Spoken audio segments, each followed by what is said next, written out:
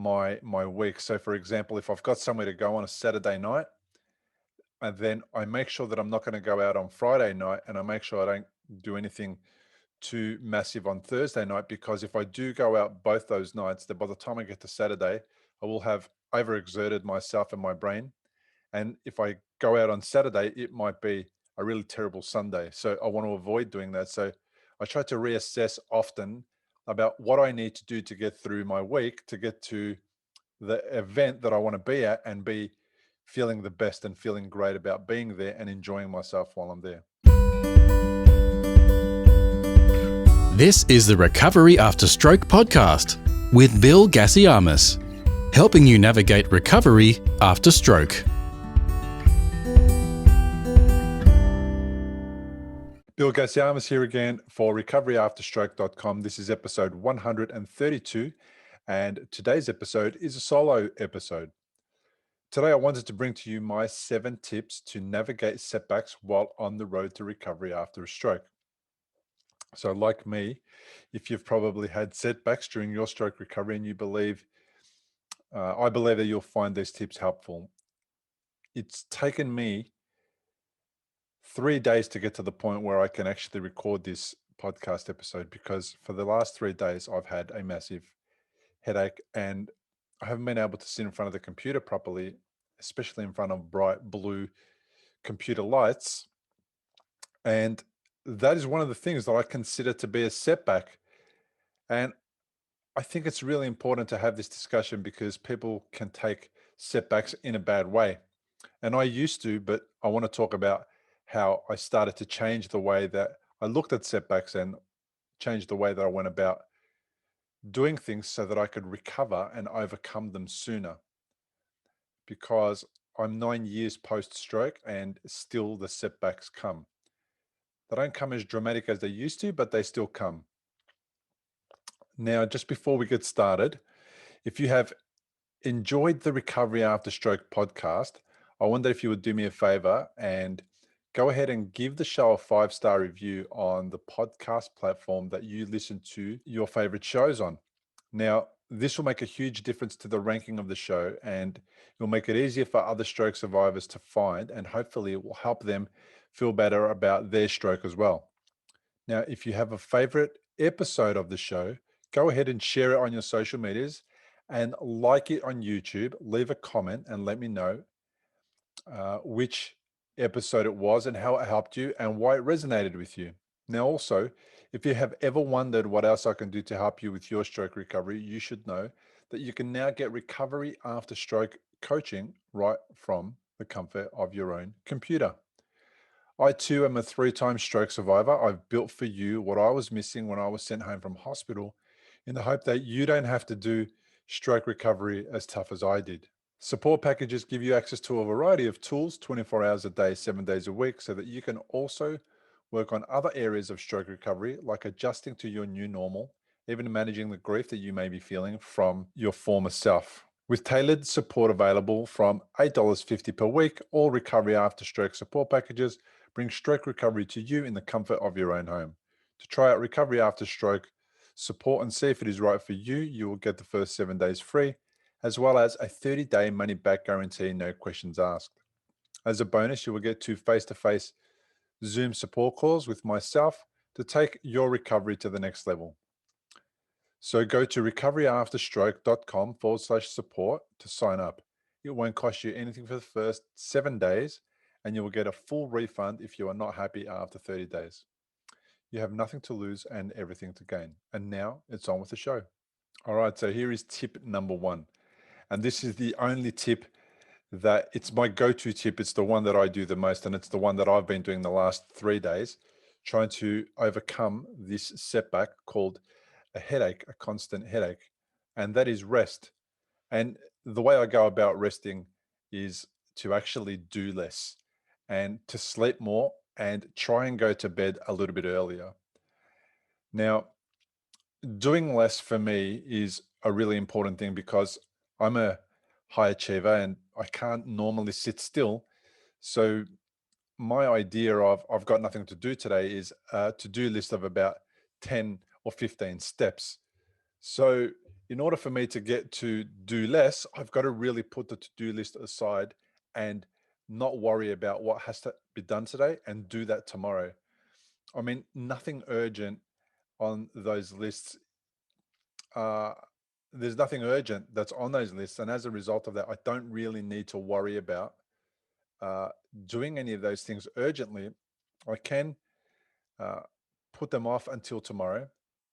And what's most important about that is that I've stopped feeling guilty about putting things off and not doing the things that I had in my mind to do on a particular day and feeling bad about the fact that I haven't done it and feeling like I'm not being productive. It's really okay. If something is urgent, like you need to cook and you're so tired that you can't even get up to cook, but because you're feeling guilty about other things not being done, for example, around the house, you you might get to that point where you do all those other things that you feel guilty about, and then by the time you get to the end of the day where you need to cook, you haven't got enough energy to do it. So what I say is the most important thing to me, for example, is I would prefer to cook a lovely meal at the end of the day, which means if I have to do nothing all day to get to the point where I am comfortable to be able to go buy a few ingredients and bring them back and make a nice meal for me and the family, I prefer to do that. So that's my do less. It's definitely different than what it used to be. I do a lot less, and I spend as much time on the couch as I need to, or I sleep longer and I stay in bed for later when I wake up in the morning. Now, I might be awake and I might not be doing much, and it might feel for some of you like that's boring, but for me, I just put on a little meditation track and allow myself to stay in bed a little longer. It's a great way to start the day. It really eases you into starting your day, and it does go about reducing stress and then also just feeling a little bit better about getting out of bed. And it's just a tip that works for me. So the other thing that I do, so tip number 2 is to reassess, to take some time and reassess the things that are working for me and the things that are not working for me. And what I do is then work out what those things are and do less of what's not working for me and do more of what is working for me. So in the last 3 days, what was working for me was spending more time in bed and having a conversation, though, with the people that needed to know that I was doing this, uh, so that they wouldn't think that there was something else wrong, more dramatic, also that they wouldn't think that I'm just being lazy or feeling down or depressed or something. So first have a conversation about it and then spend a little more time in bed.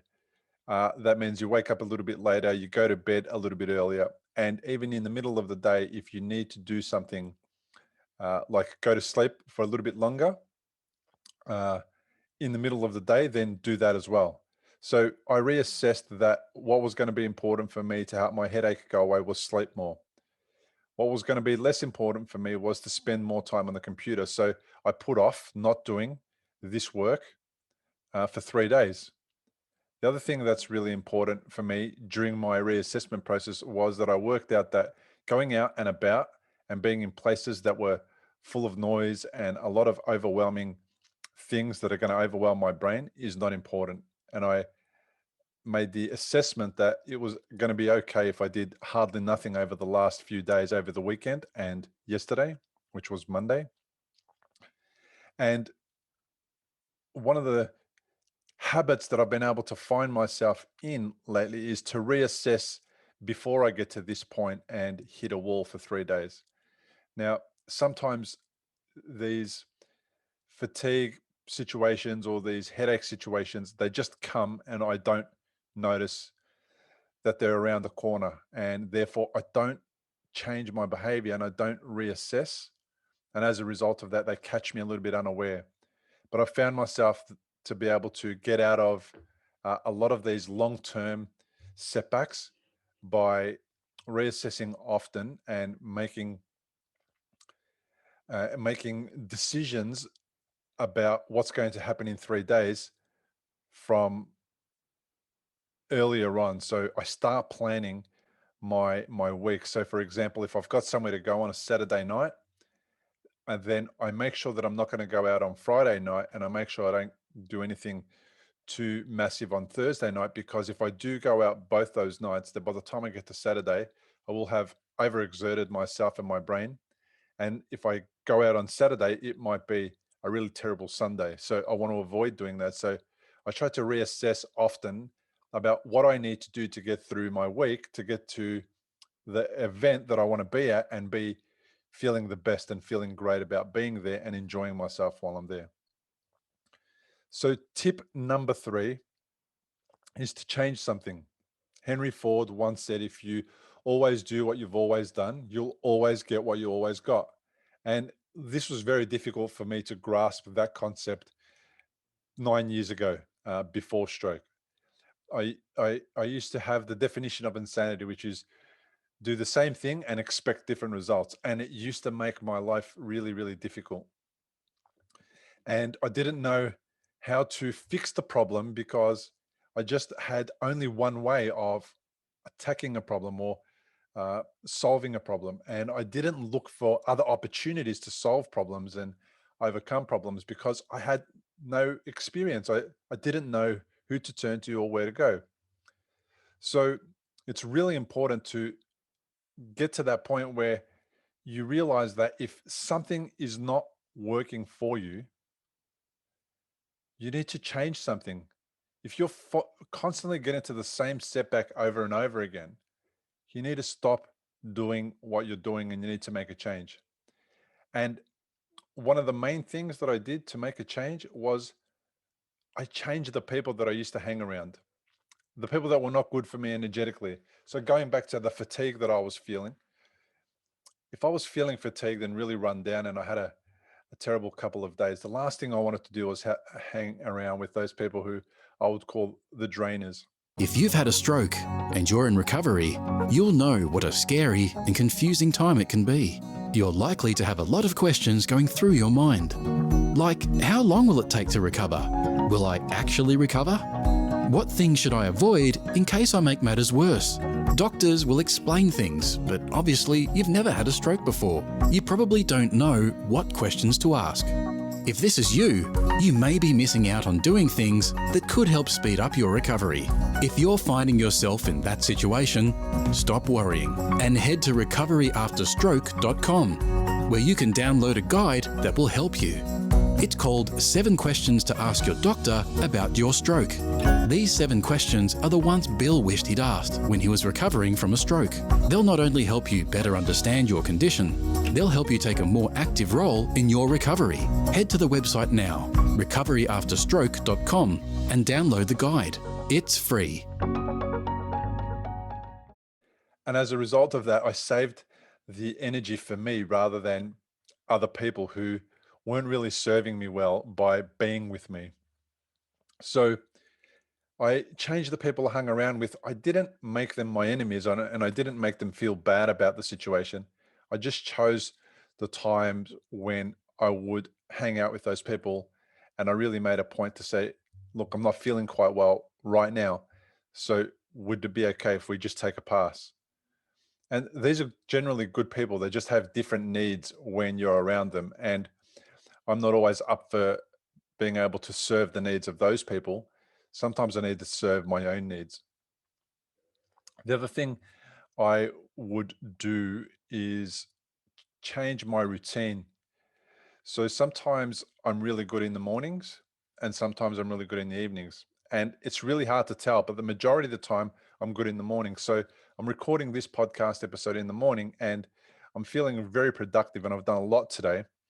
And I'll probably be finished doing my work at about 1 o'clock in the afternoon. And that's it. I'm done for the rest of the day. But last week I woke up really badly a few times.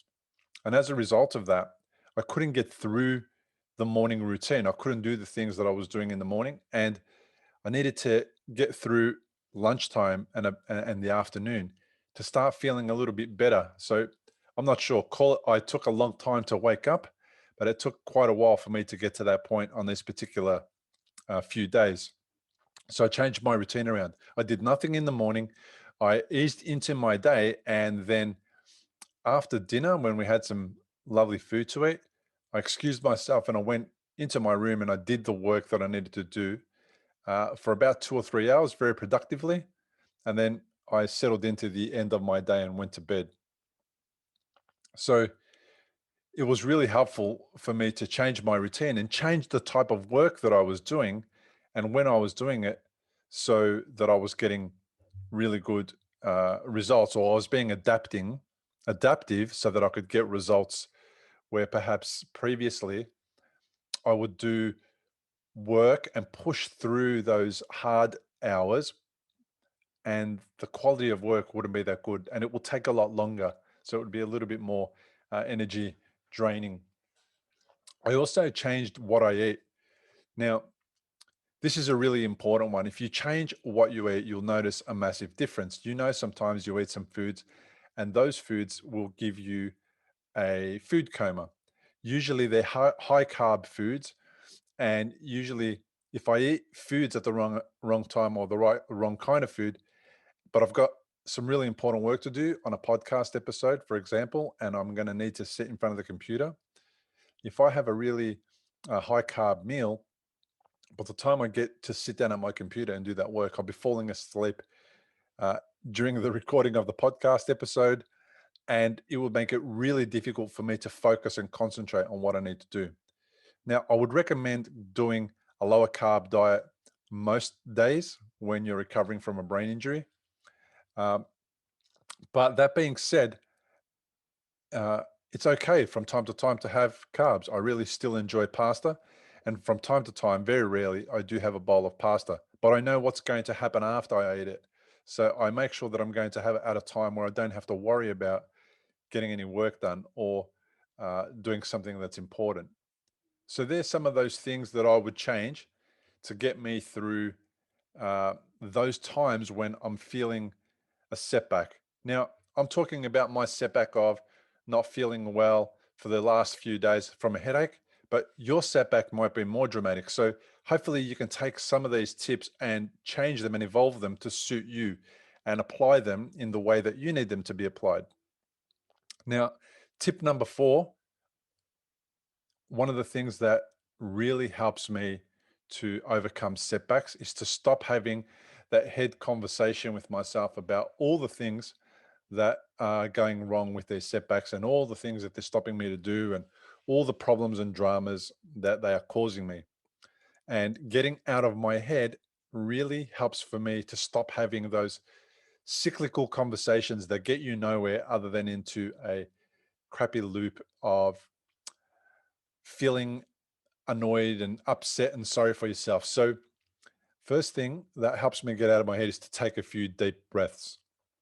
And it's well researched and it's well reported on that breathing differently can really change your mood and your mindset.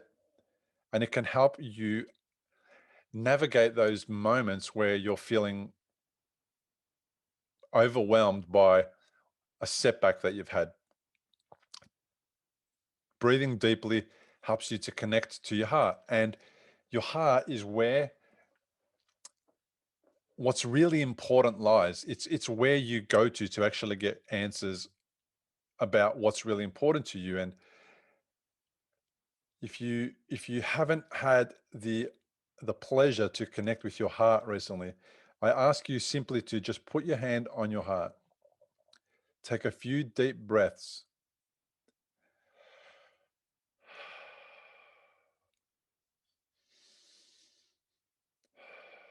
And as you breathe, just connect to your heart and ask your heart, what's most important to it right now? And perhaps you're sitting somewhere and you can do this and contemplate. And if you're not sitting somewhere where you can do this and contemplate right now, if you happen to be listening to this while you're driving, do not do this right now. But when you get to a place where you can sit comfortably and you can be safe and you can contemplate on what's important to your heart, close your eyes, take those deep breaths, put your hand on your heart, and ask your heart what's important to it right now. And if you sit quietly, you'll start to notice that something will pop up and it will tell you what the most important thing to you is right now.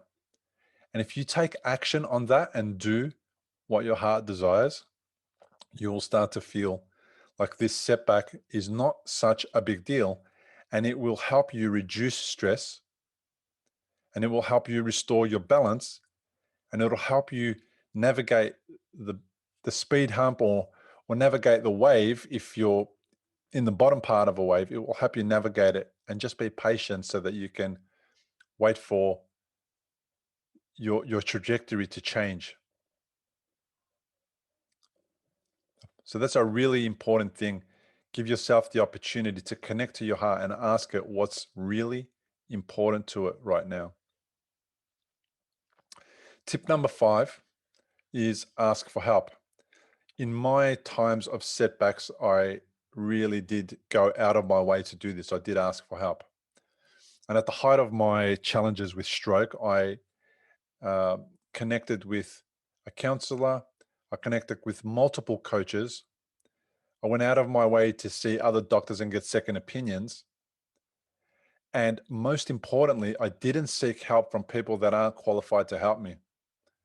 So, what does that mean? That means that in the past, I used to find myself getting frustrated by going to people that didn't know how to help me or how to answer my questions.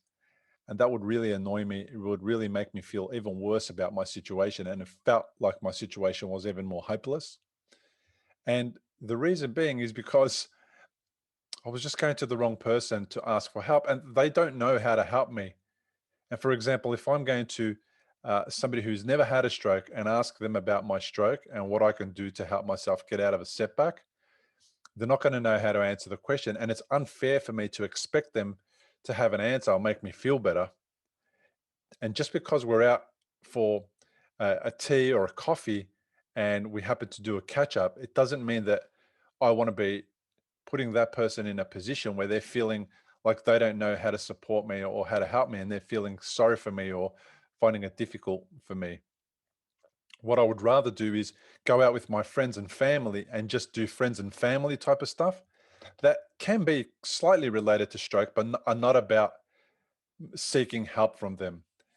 And you might seek help differently from me, but what I used to do was just ask them for advice on a situation. And it might have been something silly like, what would you do if you had a headache after your stroke? And they wouldn't know how to help me. They wouldn't know what I answer. They would say, go to the hospital, or go to the doctor, or they would get really concerned. And then I would transfer my stress and my anxiety onto that person. And then that interaction wasn't a really good interaction. So when I was hanging out with mum and dad and my brother and family and friends, I tried to really minimize my conversations about the stroke to some very basic answers. And when people ask me, how you coming along? I'd say, really good, thank you. Or I've had a bit of a rough week, but I'm getting better.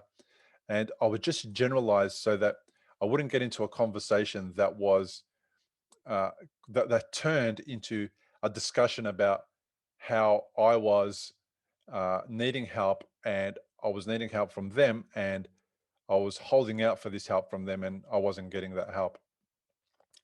So I outsourced the help that I needed to a coach and a counselor. Now, a coach helped me overcome things that I had never done before and learn how to do things that I'd never done before. For example, if I wanted to go back to the gym and learn how to lift weights with an arm that wasn't able to really hold the barbells properly or the dumbbells properly, I would get a coach to have them help me, guide me through that process so that I could once again feel comfortable with using my arm, and I wouldn't be afraid that I was going to drop the weight.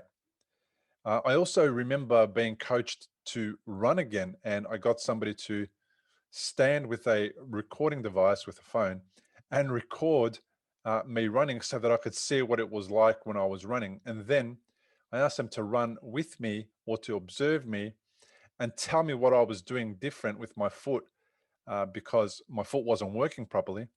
And then tell me how to slightly adjust it on my run so that I could get a really good result from uh, running and feel better about running. Not that I ever ran again and did a marathon or anything like that, but just so that I could get across the road if a car was coming and I needed to get to a safe part of the footpath or the sidewalk, as my friends in the United States would say.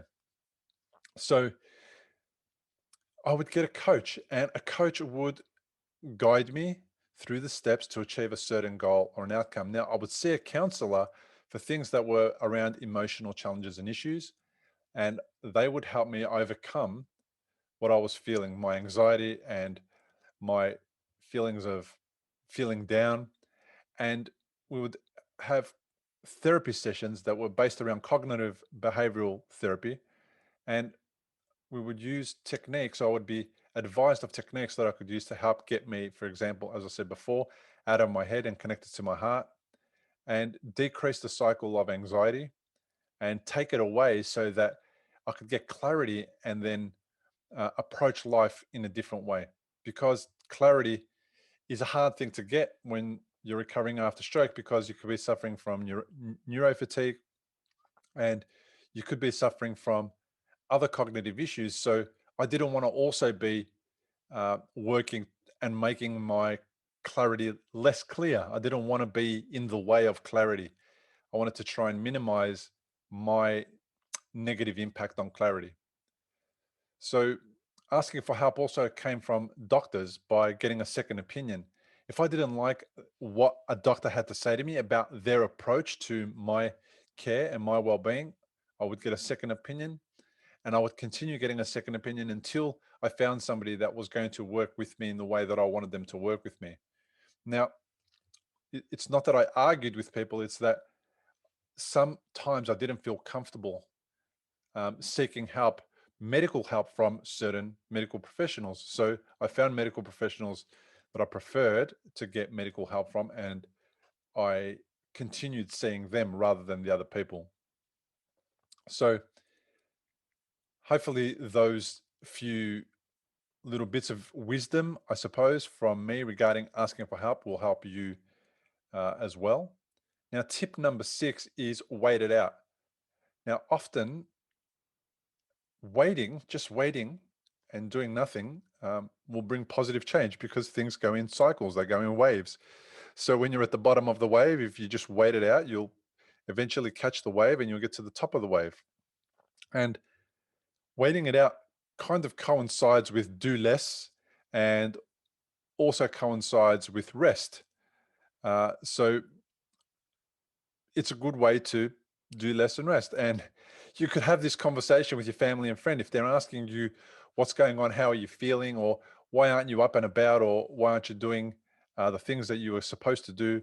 You can say, look, I'm not feeling well at the moment, and I'm just going to wait it out, and I'm going to get to that point where I'm going to feel better, because the cycle will move from a low part of the cycle to a high part of the cycle. I'll ride the wave out, and eventually I'll be on top of the cycle, and I'll be able to get those things done. So you have to be patient with me, apologize, and say, just give me some time and I'll be all right. I'll get there. Now, what's really important when you're waiting it out is that you're remembering the cycle. You're remembering that recovery is a cycle, it is a wave, and you will get to the bottom of the wave and you will get to the other side of the cycle. You just need to wait it out. And why you need to remember that is because as you're going into the cycle, you need to prepare for the next one. You need to get yourself to that point where I'm at the top of my game right now. I'm feeling the best I've felt in a little while. And I'm going to enjoy this time and I'm going to make the most of it. But I'm not going to overdo things and stop paying attention to how my body is responding and what feedback it's giving me. And I'm going to wait to notice when the cycle is starting to dip again from a high to a low, and when I'm starting to find that I'm riding the wave from the crest to the trough again. And then that way I'll be prepared for the next one, and I'll be able to put more things in place to give people a lot of notice that I'm coming to that point where I'm going to be experiencing perhaps some low days or some down days, and that they should be aware of that, and that it's okay that I'll be there. But if they know about it, then they can also be comfortable with me being there and not be too concerned. And especially that was a good one for family and friends, especially partners that are in the home around you, or with you all the time, and children as well, because children will get negatively affected by mum or dad's mood and energy levels. So it'd be really good if we could educate them at that time. And then what that does is that brings everyone into an awareness and an understanding. And then that reduces stress and anxiety, and it helps people to just feel better about some of the low times that are coming. And it's a good lesson in life anyway for those children and for other people in your family. Tip number 7, and one of my favorite tips, is to practice gratitude. Practicing gratitude is such an easy thing to do, and it gives back so much. So when I'm getting to that point where I'm in a setback or experiencing a setback or trying to get out of a setback, I just practice gratitude and I take note of the things that I am grateful for. At the beginning of the day, 3 things that I'm grateful for. I might do it while I'm in bed sometimes without a notepad, without actually writing it down. So as I wake up in the morning, it helps me to just feel grateful and have this different kind of vibe when I'm getting out of bed. And also at the end of the day, I'm practicing gratitude because again, it helps me to take this really cool and chill and really comfortable and happy vibe to bed. And I think it sets me up for sleeping well at night. So practice gratitude, write 3 things down at the beginning of the day and 3 things down at the end of the day, and do it for as many days in a row as you can. Now, technically, you can do it for 365 days a year because it's not a big thing to ask, or it's not a big thing to do in your head. It's a very easy thing to do. So, but if you get bored of it, I'm going to do this. I'm going to set you a little challenge. Do it for at least 7 days straight. And at the end of those 7 days, read your list, make a note of all the things that you've written there, at least 6 things every day for 7 days. And then you'll be amazed at what it is that you've noticed and that you're paying attention to now that you weren't paying attention to at the beginning of the 7 day challenge.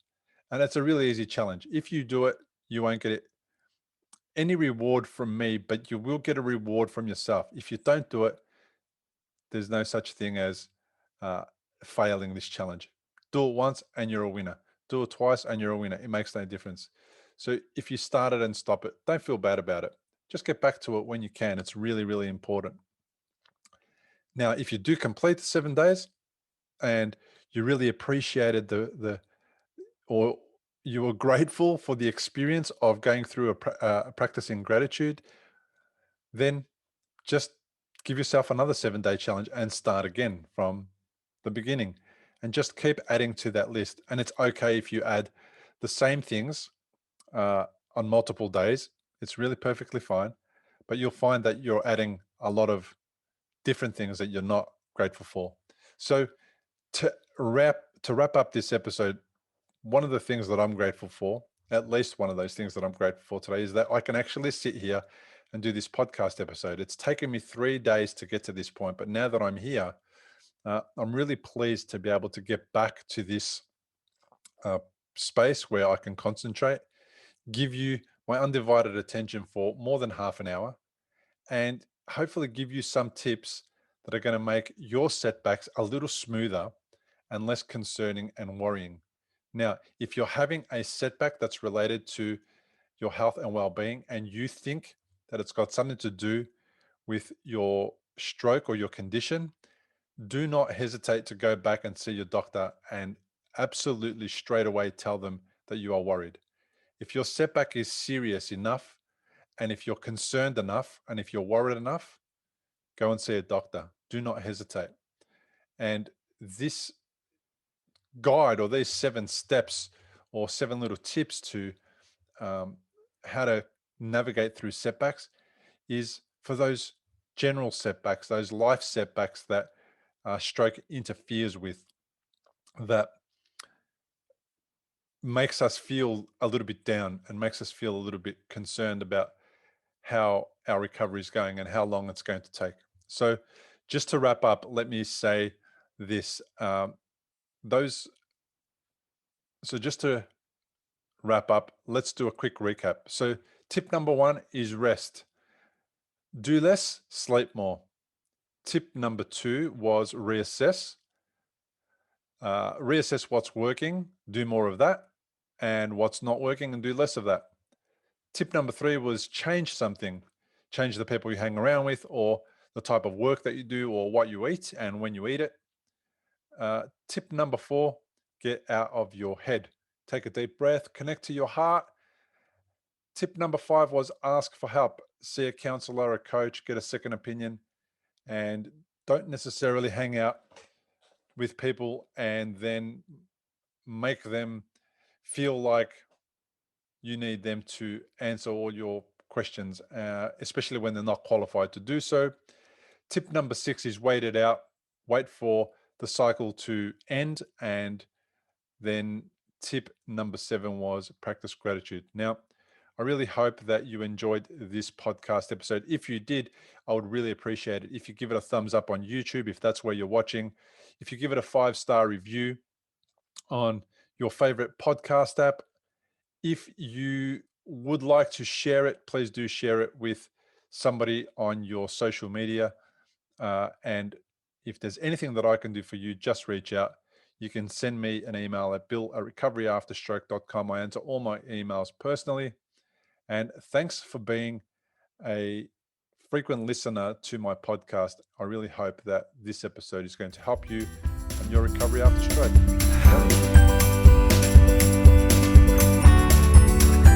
Discover how to heal your brain after stroke. Go to recoveryafterstroke.com.